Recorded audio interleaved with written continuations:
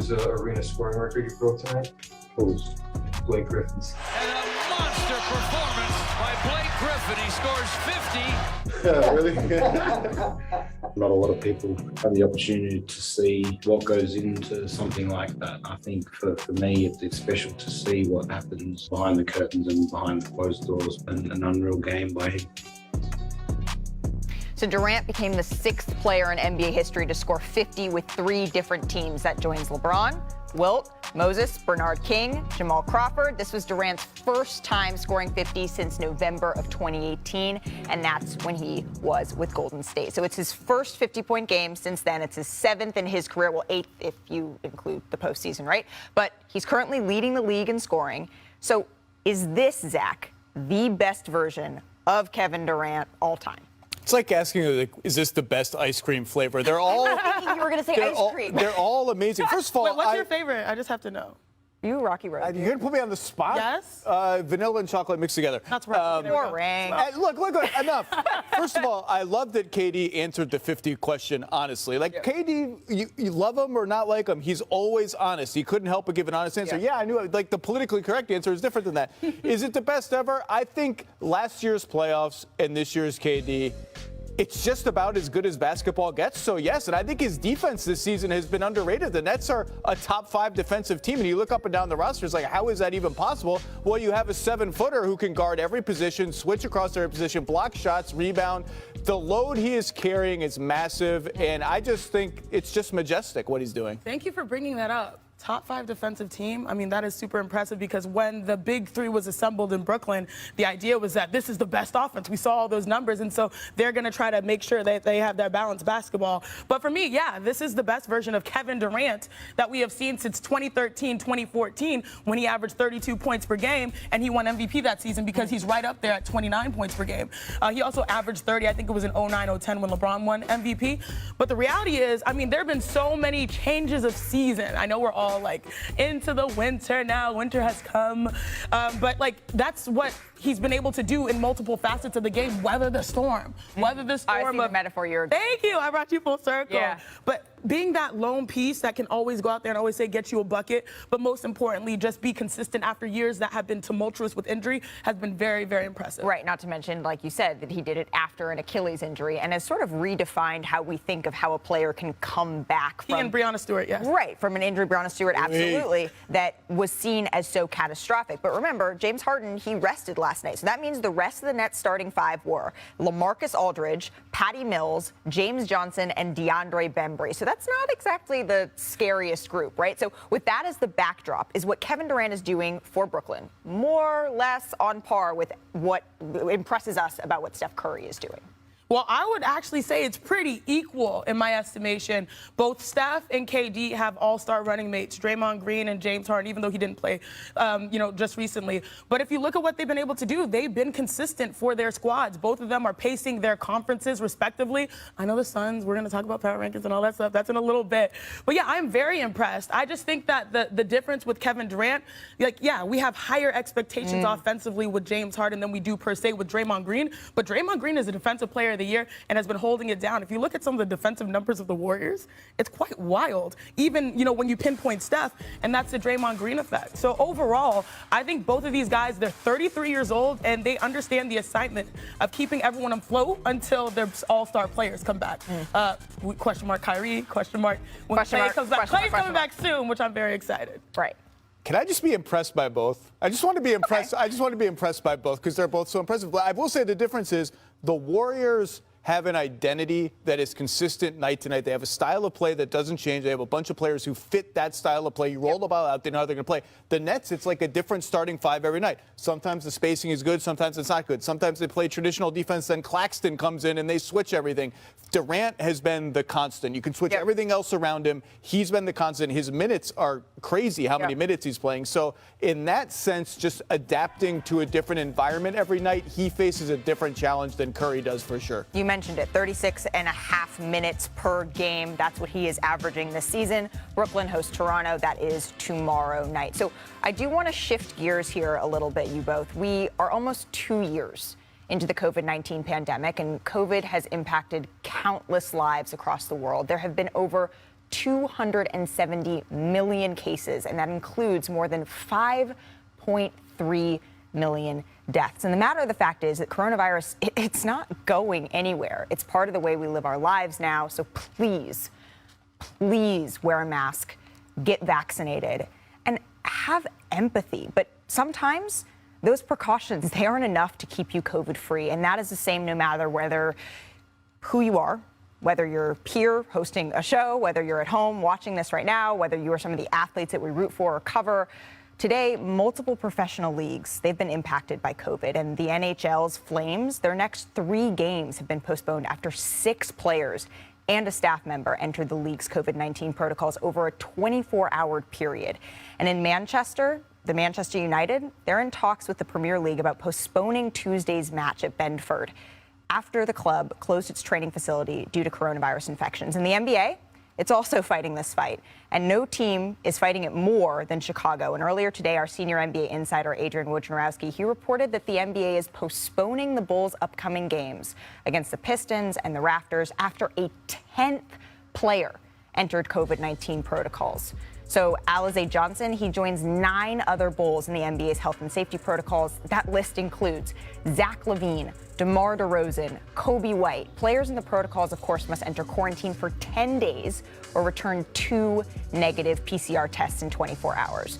So, as I mentioned, Adrian Wojnarowski, you've been all over this reporting, and you now join NBA Today. Thank you for being here, Woj. How did the NBA come to this decision to postpone? Malika, really a number of factors, but the list of players you just gave, and the fact that Chicago, who would need 8 eligible players to play, this is just such a skeleton version of a team. And the fact that, listen, players are going to start coming back out of COVID protocol. They may not be ready to play right away. Kobe White was at the facility yesterday trying to ramp back up. And certainly, that the health of, not just their players, but other players. You don't want other players on other teams to be exposed to Bull players who may be positive. And, part of this decision, I'm told, too, the Chicago Public Health Department, they did not want to see this Bulls team with 10 players in protocol continue to be out on a court exposed, not just to each other, but other players. And, those were some of the factors, the most significant factors in the NBA postponing Tuesday's game with Detroit, Thursday's game with Toronto. So the Bulls do not play again until next Sunday at home against the Lakers. So Chicago, we know, though, they're not the only team that's impacted by COVID, but they're feeling it the most right now. Why might we be seeing more cases with the Bulls than other teams across the league, Woj? Yeah, this has been a dynamic that's, teams talked about from the very beginning of the season that could be an issue, and you're seeing it now. You saw multiple cases in Charlotte. They're starting to get some players back out of protocol. But remember, if players are vaccinated, and really close, almost close to 100% of the players in the league are, 97, 98% now, they don't test every day. So once the Bulls got a positive test with a player, well, then they start testing everybody. So there are plenty of teams, if players have the virus and are asymptomatic and there's no testing going on, they may be playing with the virus because there's not testing with those teams. And so I think for Chicago, Charlotte, I think there was a sense there that they were taking out a bigger brunt of loss of players and having to test every day. Now, starting Friday next week, or this week, if you don't have your booster shot in the NBA, then you'll be tested on game nights. And so I think for the Bulls, because once there was that one positive test, everyone's being tested. And I talked to one GM today who said, listen, we aren't testing now. We haven't been testing. But it isn't as if we see players, who might have symptoms and we're ignoring it. We haven't seen that with our group. But that doesn't mean we haven't had players who are positive who've been on the court. Absolutely, and we saw the league change one of those protocols with the booster shot now being a necessity in order to be considered fully vaccinated. We'll see if these protocols continue to change and morph, especially as new variants come up. Thank you so much for joining us, Woj. Coming Thanks, up, Luke.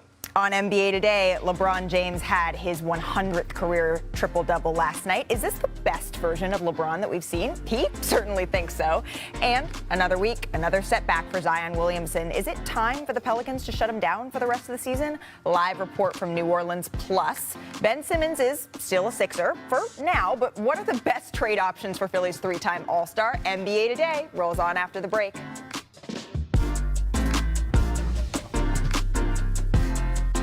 I feel like I'm getting better and better each and every day. I'm getting healthier and healthier, and it's resulting into me being in the right place at the right time. And as you continue to learn each other in long minutes, you're able to do things out on the floor without even saying anything. You can close your eyes and know where your guys are going to be out on the floor. So, if we continue to log minutes and we continue to do what we need to do, follow the game plan, then we put ourselves in a position to be successful. So LeBron says he's getting better and better every day. So best version of LeBron that we've seen in year 19 now? Look, we did a segment last week. Is LeBron still a top 5 player in the NBA? Yes, we did. And what I said was the 4 best players this season, whatever order you want to put it. Okay. Giannis, KD, Jokic, Curry. Okay. And I said, I'm grandfathering LeBron at number 5. And I will say this. Chennai. I will say this. Game 7 of the NBA Finals, you draft every player in the NBA. Yep. I'm still not sure I'm not taking LeBron number 1. I mean, because there is no chess master at his level. There is no one who thinks the game, manipulates offensive possessions the way he does. If I have one game for everything, I might still take him over KD. I might still take him over Giannis. As crazy as that might sound in the year of our basketball gods, 2021, to me, the biggest question is how often can he bring that level of defense? Because peak LeBron was a destroyer all over the floor on defense. And this Lakers team, the way they're built, is going to need elite defense from him when it matters. Well, and the way Frank Vogel coaches, he coaches elite defensive teams. That's they say that their good defense leads to their good offense, Janae. And every time that they have a tough loss, they always say in practice, this is where we reset ourselves on defense. And I think LeBron James, he does his best when he holds everyone accountable on that end of the floor. Now, the players you mentioned, Giannis, KD, Jokic, Curry, it's fascinating that we tend to talk about Curry shooting, Jokic's passing, KD scoring, Giannis dominating. But LeBron James, his best attribute is his control. And I think when you don't have that tangible, oh, this is what he does well, it's hard, it's easy to say, oh, like not top 5 currently, got to grandfather him in. But real hoop heads know that control is what is his best strength. I just want to say, I said just so far this season, they've been the 4 best players. Well, he's missed like 12 games, so it makes sense to But what you said, control is the right word. Nobody manipulates a possession like him. And when the game slows down in the playoffs, when it's like everything, there's 5 on the shot clock, it's hard to bet against him still, if he's healthy. And also, Zach, though, with his age, one thing I've started to see is how he's manipulated his jumper as well. Like, comfortable shooting those long-distance wing threes, comfortable in the mid-post with the fadeaways. Like, that was the one question mark when you're like, oh, LeBron James comes to the NBA 19 years ago. Like, it's great with the athleticism, great with how he passes, but his scoring, his perimeter scoring, you can see him relying more on that. And the fact that he consistently can do that, it's like, okay, I'm going to lean into this bag for us to get a win, to me is super impressive. Well, and the fact that he's still in these conversations with these players that are a decade younger than him, right? And he's still the gold standard. Wild. And you guys mentioned him, but LeBron wasn't the only former MVP that was in action and had a triple-double on Sunday. Giannis went for 20, 11, and 10. That feels like light work for Giannis, though, right? It's his 26th career triple-double, so he's a little bit to catch that 100 that LeBron James has. But the Bucks are on fire. They've won 12 of their last 14 games. Milwaukee has the second best record in the NBA since November 17th, behind Michael Schwartz's son. Producer Schwartz, that's right. So Giannis joined Kareem Abdul-Jabbar as the only players to score 13,000 points for the Bucks in their franchise's history. And Giannis trails Kareem by just over 1,200 points for the franchise lead. And based on his season scoring average of 27.3 points per game, he's on pace to get there by the end of the season. So speaking of Giannis, the Bucks, they are the number 5 team in ESPN.com's power rankings. The Suns took over the top spot from the Warriors, who come in at number 2. We also have the Jazz, the NBA's longest active win streak at 7 games. The Nets, the Bucks. It seems like just a week ago, right, that we were talking about the top 5. So Zach, who is the team outside of that group that you should make a case for? They should be included. We make fun of them a lot. Ooh. We've talked about the Russ fit being a little messy. I'm going all the way down to 13th for the Los Angeles Lakers, because let me read you the teams. Don't let Perk. No, stop. Between 6 and 13, here we got Heat, Bulls, Sixers, no Simmons, Grizz, no Morant, Cavs, Young, Wizards, Clippers, no Kawhi for now. Who of those teams are you really taking? One game for all the marbles over the Lakers if LeBron and AD are healthy. The only one that I would hesitate with is Miami. Okay. Is Miami if they were fully healthy, which they are not. Right. So I'm going Lakers. I hate it when you debunk my argument before I even get a chance to say my argument. Like, really, Zach? The team that I actually like currently trending in the right direction that might be able to give the Lakers a run for their money if they're having an off night or a so-so night, the Philadelphia 76ers. Just what they've been able to do. I think they've won, 4 of their last 5 games. Joel Embiid is getting back to looking healthier and playing more dominant. 25 points per game in his last 3 games. And you look at the rest. You mentioned them at 6. Chicago dealing, unfortunately, with COVID. Miami, injuries. Jimmy and Bam. Memphis without Ja. Philly is one of the few teams, including the Lakers, that are trending upward.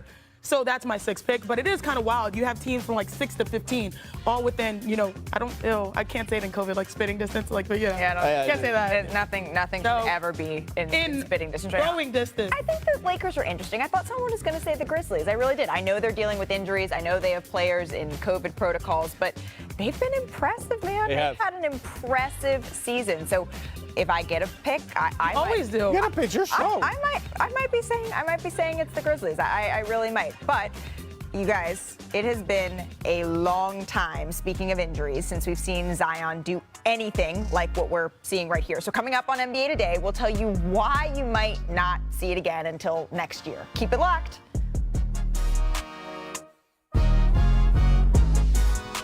Live from Los Angeles. Welcome back to NBA Today. I'm Malika Andrews. These are my friends Zach Lowe and Chiney Agumake. All right, guys, let's go coast to coast. And let's start with Jaylen Brown, who's expected to return tonight against the Bucks after missing the last 5 games with a hamstring strain. It comes just in time as the Celtics lost 4 of those 5 without him. So how big of a return is this for the Celtics, Chiney? Very surprised that the Celtics are under 500, but they're getting 20 points per game back. So I'd be very excited. And plus, their differential of scoring when he's on the floor is dramatic. So expect hopefully wins to come for them because they sort of need it right now. Yep, and if he can do this coming back, then the Celtics maybe would join the Sixers and the Lakers and some of those risers that we were just talking about because they haven't had the best season to start, but they haven't been fully healthy. The Mavericks, also not fully healthy, but they beat the Thunder to win their first game of the season without Luka Doncic as their defense held OKC to 84 points, both of his favorite teams. A season low for the Mavs opponent. Luka will also miss tonight's game against Charlotte. Zach, do you still have the Mavs as a sneaky title contender? No, I'm taking the L on that one. They are, unless the title is most disappointing team in the NBA, in which case they're not sneaky. Oh my goodness. All right. Well, Damian Lillard returned from his 5-game absence from an abdominal injury, but he could not stop the Blazers' slide as Portland lost its season-high 5th straight game against Minnesota. Chiney, what do you see from Dame in his return? I mean, Dame is Dame. He's going to still try to put the team on his back, create, especially scoring. That's his bag. But, at the end of the day, I think the conversations are they valuing him as a team perspective, building around him? And that's what the theme of the year is when it comes to his talent. Well, you know what else last night gave us? We also got to see the Blazers, the Timberwolves in that game, but it also gave us, or at least me, a good chuckle because I definitely get territorial over my nicknames. When I hear someone else called, oh, hey, Meeks, or hey, Mika, I'm like, excuse me, who are you talking to? That's my nickname. And Anthony Edwards apparently feels the same way. I don't know why they call him Ant. How was his name spelled? ANF. So I don't get the correlation. No, for sure. I think they should call him a different name. But I mean, my name is ANT. You get where I'm coming from. And his name is ANF. But as far as basketball player, he's really good to me. He make tough shots. He defends he can play. And so if they want to.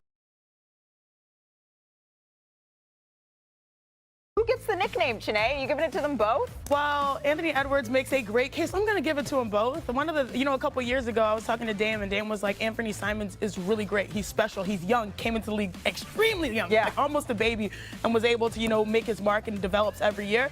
So, it depends on the team, and nicknames are nicknames. It's not like the name. It's like who says the name, right? Mika. Meeks, right? Yeah. Yeah. It depends. It's like you have a different for every friend group who gets to call you what. But I don't know. Do they both? What's your nickname, Zach? Can you, first of all, can you make a choice? Can you make a choice? But coming from you, telling me to make a choice? Second of all, there's an easy way to settle this. Put them both in the dunk contest. Done. And whoever wins the dunk contest or finishes higher gets to nickname him. You don't want to see this guy in the dunk contest? Oh, absolutely. Anthony Simons already won the dunk contest, so he needs to defend his title. Good way to Anthony Edwards is the single scariest dunker in the NBA right now. I mean, people get out of his way because they don't want this to happen to them. They remember what happened to poor Utah Watanabe last year. So that's easy. That's the easy solution. You didn't answer my question, Zach. What's the question? What's your nickname? I don't really have Zelo? Zelo? Yeah. Zelo's kind of lame. Zelo reminds me of Zebo, and then that, we'll work on it. We're going to work on that. And speaking of the Timberwolves, they won yesterday, and it snapped a 5-game losing streak after Friday's loss to the Cavs. Karl Anthony Towns was despondent when talking about Minnesota's struggles throughout his tenure with the team. I just got to play better, all of us. I mean, it's pretty simple as that. I've lost for a long time here. I'm not trying to lose anymore. It's pretty odd. It's pretty simple as that. Life don't feel the same. I'm just tired of saying a bunch of stuff because it never translates to the next game, and it's a very frustrating thing. All right, Zach. So Cat's in his 7th year with Minnesota. They've been to the playoffs one time. Is it time for the Timberwolves to start looking at moving him? Anytime you're talking like this, you're not in a good mental place. This is a very sad posture. Look, he's got 2 years left after this one on his contract, so in theory, this would be the time to start sniffing around. But look, they're 9th in the West. They're on pace to at least make the play-in tournament.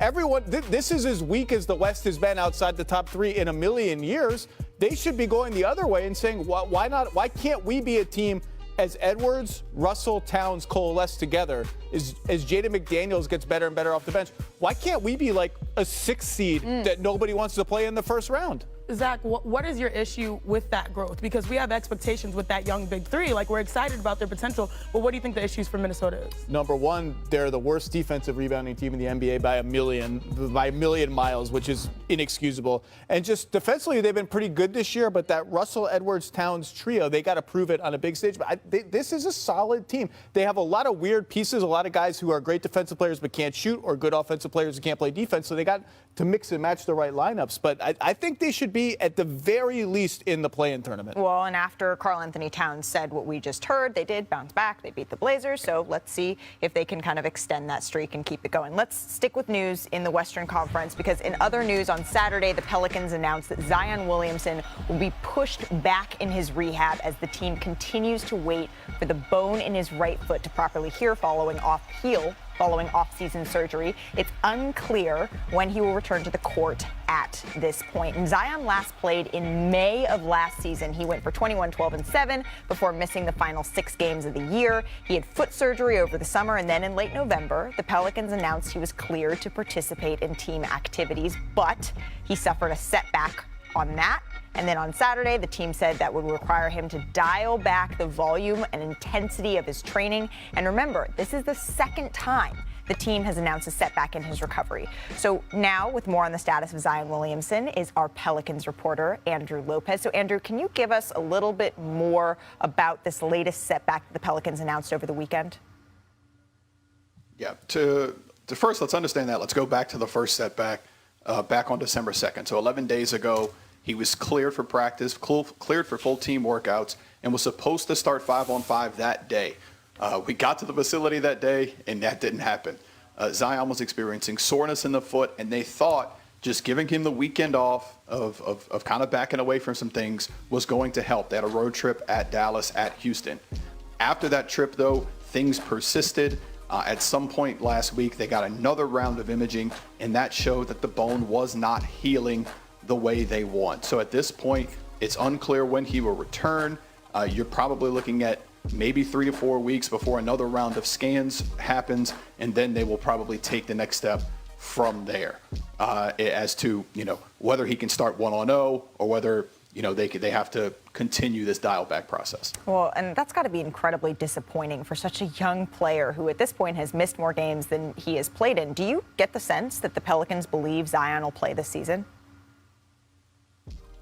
Right now, they do. This is not a shut him down for the season type of injury, even though I know we're already, 29 games in for them.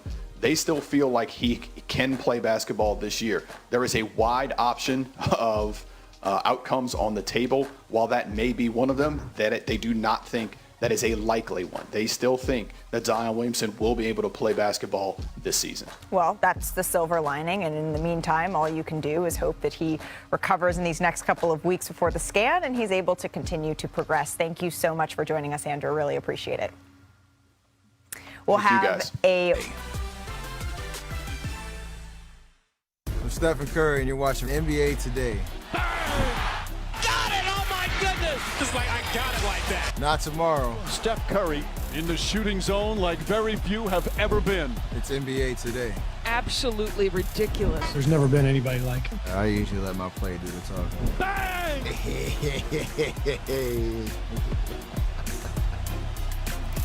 Welcome back to NBA Today. So the chase is on. Steph is now just 7 3-pointers away from breaking Ray Allen's all-time record. So it's likely to come in the next 2 games, either tonight at Indiana or tomorrow against the Knicks. Steph has made just 3.1 threes per game in his career at Indiana, 25th among visiting arenas, but he's tied for his most makes per game and has his highest 3-point field goal percentage at New York, because who doesn't love playing in the Garden? NBA reporter Nick Friedel joins us now. Nick, you were at shoot-around today.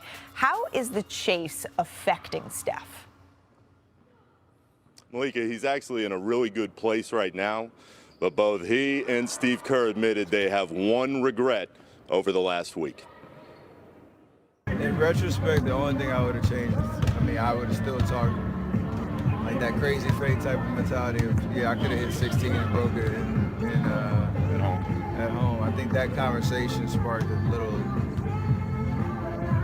extra, I won't call it tension, like anxiousness about the whole night. I fed into it because, somebody asked me if Steph could break it at home against Portland with 16 threes, and I said, sure, because nothing Steph does surprises me.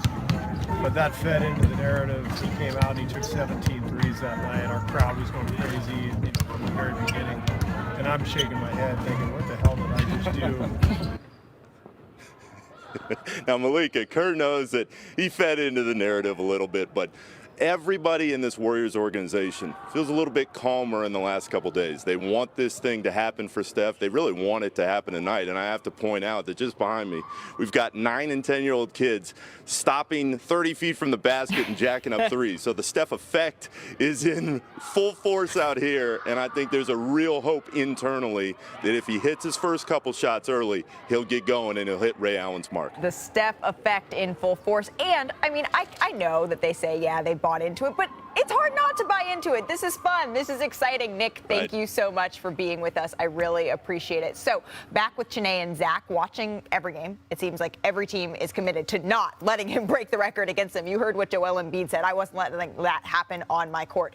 Chiney, how are teams attempting to shut him down? I think that the Philadelphia 76ers had an excellent blueprint for this. So can y'all run me my tape, producer Kwaku, baby? Because Matisse Thybulle did an excellent job, especially from 3 for 14 from 3, Steph Curry. This is how you get it done. Chase him down, go over the screen and extend and block without fouling. Great defensive possession right there. Now you have to use half court as another defender. Look at how Joel Embiid hawks the ball. So when he crosses half court, he can pull up. He's going to try to get a quick 3. And instead, he's forced the ball out. And then you're there, ready on defense. Now this time, use the baseline and the help defender. Again, Joel Embiid, active. Use the baseline. Let me see, 1, 2, 3, third defender. And you're able to force him to kick the ball out again. Watch this possession again here. Hawking the ball.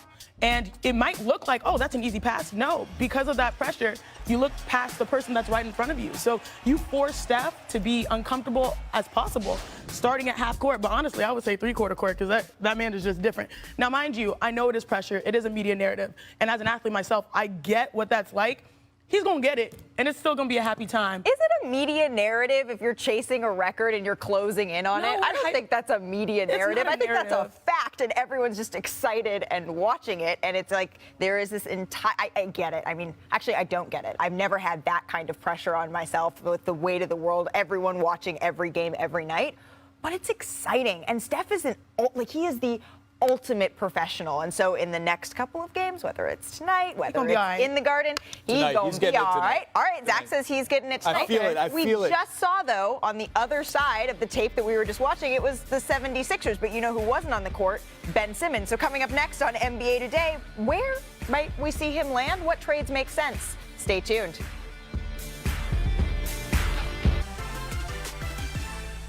So on Friday, Woj and Zach Lowe reported that trade talks surrounding Ben Simmons, they've heated up a little bit. And sources told Woj and Lowe that Philadelphia has been aggressively trying to assemble a 2 or 3 team deal structure to deliver them a package that would include a top 25 level player. And for more on this, I want to bring in our front office insider, Bobby Marks. Bobby, you released an article on ESPN Plus today with Kevin Pelton, essentially hinting at the fact that you don't think the Sixers can land a top 25 player for Simmons, but you did drop some other potential trades in there as well. Can you outline the Brandon Ingram deal for us?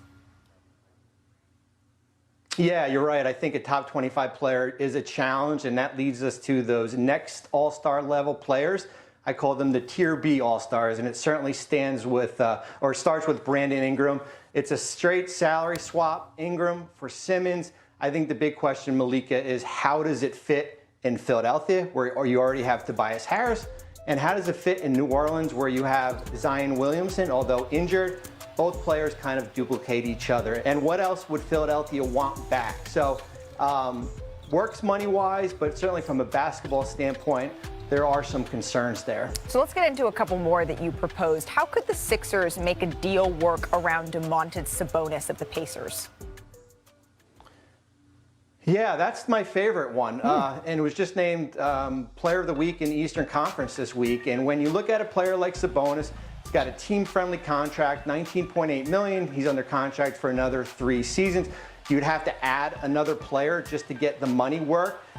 So is that maybe a player like Karis LeVert? Maybe you get a third team involved, potentially like Cleveland. But here's the question. How does Sabonis fit next to Tobias Harris and Joel Embiid? And one thing to note with Sabonis, 63% of his attempts this year have been less than 5 feet. So does that duplicate what Embiid already does? Or is it just a situation where you get him and you figure out something like that later? Right, and you mentioned that Sabonis was the Eastern Player of the Week, Western Player of the Week, LeBron James. He's certainly not available. So walk us through a trade for De'Aaron Fox of the Kings. How might that look? Yeah, it's similar to what we were talking about with Sabonis, and I think certainly you could do a Simmons for Fox, straight swap, or maybe you do include a team like Indiana where a player like Sabonis goes to Sacramento. But here's the question. You're looking at a young player like Tyrese Maxey. Is he kind of having a better season than De'Aaron Fox right now? And I think you can make the argument yes. So does that kind of duplicate getting Fox, but a little bit more expensive? So another one of those trades that works, but from a basketball standpoint, I think there's some current concerns there. I got one more for you, Bobby. How about C.J. McCollum? Would the Sixers be able to make something work there? I thought you'd never ask about C.J. McCollum. Yes, certainly a McCollum for Simmons swap works, but here's the question if you're Joe Cronin, their interim general manager in Portland. How much do you have to give up and how much is too much here when you look at potentially a player like Nasir Little? Certainly draft picks would have to be involved. Keep in mind, Malika, the Trailblazers owe Chicago a protected first-round pick this year. Well, are you willing to lift that protection in order to trade future picks, 2024, 2026? So certainly a deal like that works, but I think if you're Portland, you have to ask how much is too much. Well, thank you, Bobby. You've certainly given us something to chew on here. I do want to bring back in our panel. Zach, I want to start with you. Which, if any, of the trades that Bobby Marks just proposed are you feeling?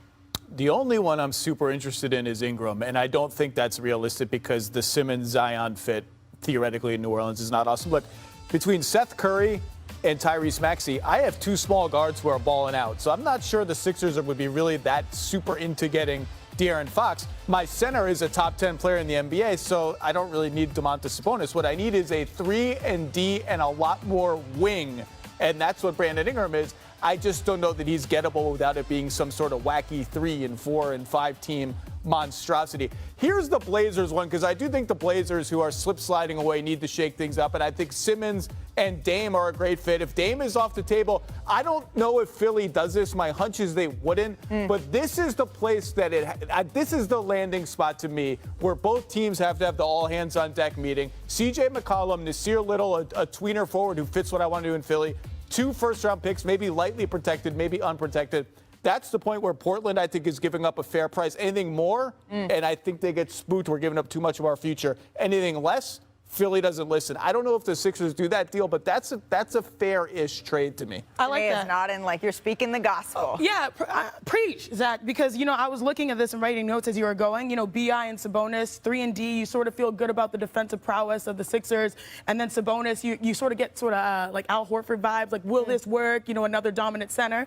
I like the guard angle with De'Aaron Fox and C.J. McCollum, but I lean towards C.J. McCollum. Interesting. Well, we'll see if any of those end up going down. But coming up, it is the top of the top from the weekend that was. These plays, these ones right here, they didn't even make the cut, so you got to come back to find out what did.